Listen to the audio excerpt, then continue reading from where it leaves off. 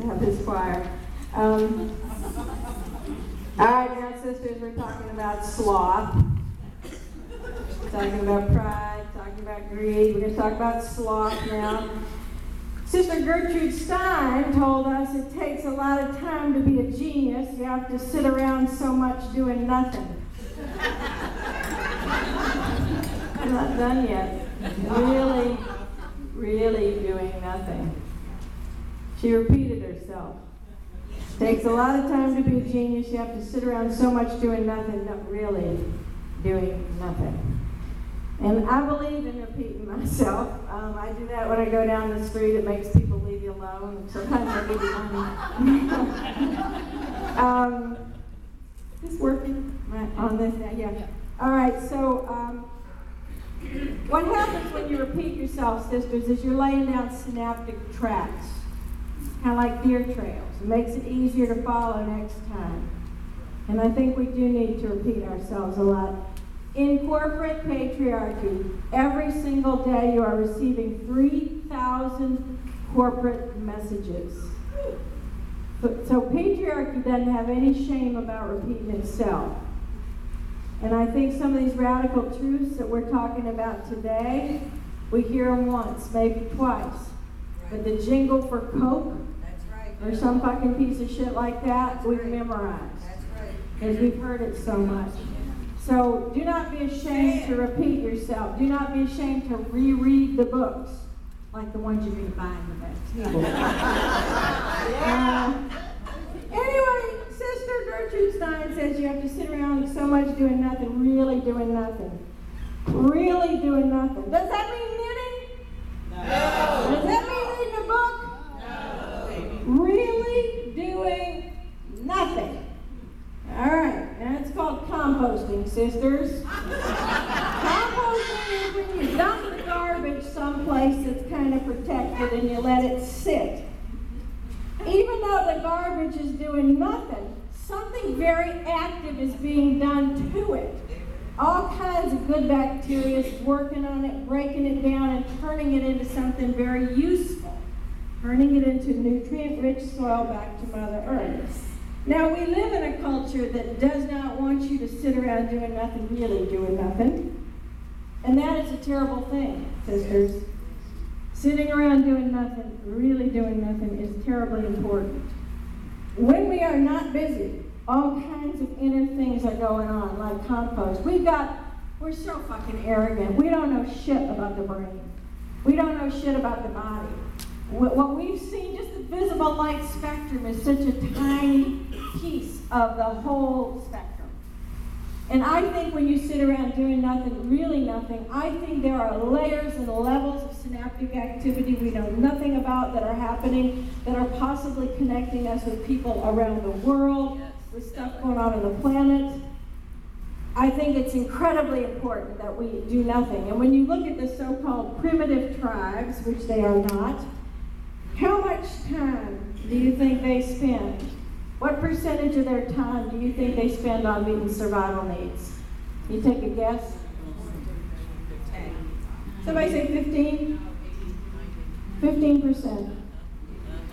Yeah, these primitive people spend 15% of their time on survival needs. The rest of the time they spend on spiritual activities, recreational activities, and sitting around doing nothing, really doing nothing. And I think we need to get back to that. And the birds and the insects and the trees and the flowers and the algae, everything on this planet, if it could speak to humans, would say, stop. Please, just stop. This poor, exhausted, depleted, overheated, overpopulated planet. As a species, we are not cooperating. We're not symbiotic with our other forms of life. We are absolutely taking over everything and trashing the place. Shit. We are, absolutely. You know it, sisters. Yeah. You know it. And I also want to say something else. Corporate capitalism is a machine that just rolls on, night and day. They got the night shift and the day shift and swing shift. And you should be as productive in the dead of winter as you are at the height of summer solstice. Sisters, that's crazy. I live in Maine. Everything goes underground. The leaves fall off the trees. Everything kind of shuts down, slows down, hibernates for winter. But if people start to slow down, get contemplative, do any of that, then you tell them they got seasonal affective disorder and you give them drugs for it. That's right. I think that big pharma and its never-ending pursuit of new markets ought to come up to Maine and go knocking on those little caves where the bears are and see if they can sell them on seasonal affective disorder. Why are they falling asleep for 4 months? Let's give them some fucking drugs. Don't even get me started.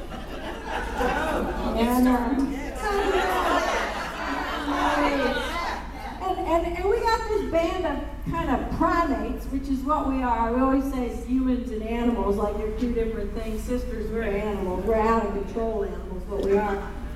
But in the dead of winter, when it's most natural, especially in the northern climates, to be slowing down and being contemplative and going inward and all that, we have the biggest feeding frenzy of our lives. We spend all our money on useless gifts. We gorge on food. Christmas, solstice, that whole end of the year thing that we do is insane. It's an insane level of activity that is juxtaposed at the time we should be the most conserving of our energies, most conserving of our resources, most contemplative, most quiet. It's just this frantic, don't even get me started. So to counter, because I like to sit around doing nothing, really doing nothing. So I have come up with a syndrome which is called seasonal, highly inappropriate, terrifying energy. And the acronym for that is SHITE. It's a big load of shite, is what it is. Seasonal, highly inappropriate, terrifying energy. Yeah. So anyway, it is a militant act, sisters, to stand up for your sloth. I want you to become vigilantes of sloth. Don't let people fuck with you when you're doing nothing. Really doing nothing. All right. So at this portion in the Lesbian Tent Revival, I love how tacky the tent revival is, because it kind of gives you permission to have things kind of on the last minute, kind of not done right type of thing.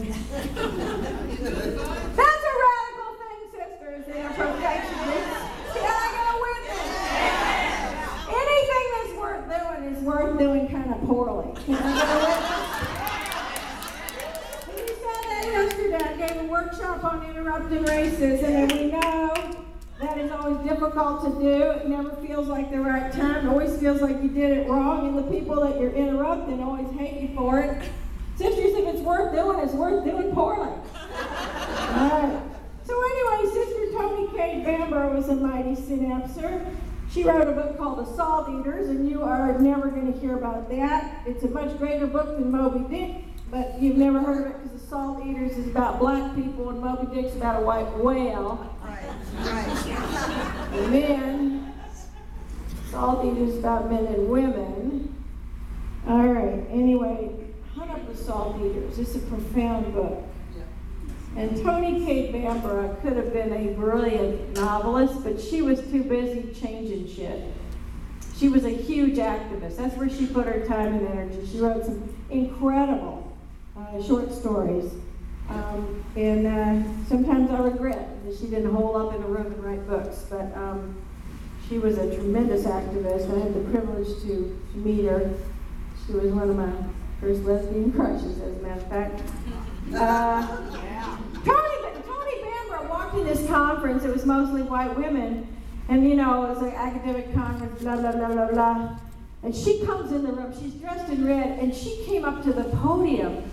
And it was like I suddenly realized we were all two-dimensional and she was three-dimensional. I realized we were all black and white. She was technicolor.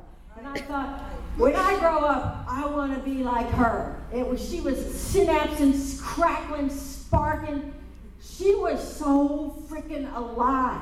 It was unbelievable. Anyway, in her book, The Salt Eaters, It's a healing center, and a woman has come in for healing because she's been eating ground glass.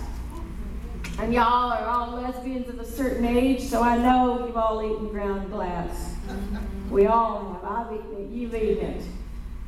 And sometimes we fed it to ourselves because that's the way this thing works.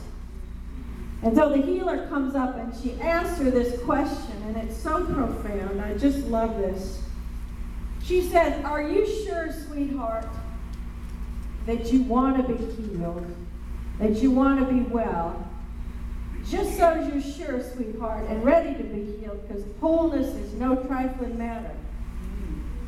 Whole lot of weight when you're well." And that is true. Sometimes I feel like in all our fucked upness and our depression and our neuroses and our this and our that, sometimes I wonder if there's a certain evasion of the responsibility of being whole. You know, are we ready to be healed? Because there's a whole lot of weight in being well. So anyway, now we're coming to the spiritual portion of the morning. Although, because we've got some technology that's a little bit untried, I'm not sure exactly how spiritual it's going to be. And now I know that the Lesbian Tent Revival, it is a church of think for your damn self. So we don't preach any particular goddess, except I know there's two kind of goddesses that are pretty universal in this room, and that's Zena and Gabrielle. So I've taken the liberty, and we're going to be looking at Zena and Gabrielle. So anyway, this is a time this is the spiritual portion, and we're going to be hearing the song Hymn to Her by Christy Hines and the Pretenders, which is one of my favorite songs ever because I feel like it's a template for growing old. It's a template for life. We're going to have the revival singers come up, and they're just going to sing the chorus with us. We've got this lovely YouTube video we're going to play with these beautiful pictures of Zena and Gabrielle. So I invite you to sing along the chorus. It comes around, I think, about 5 times.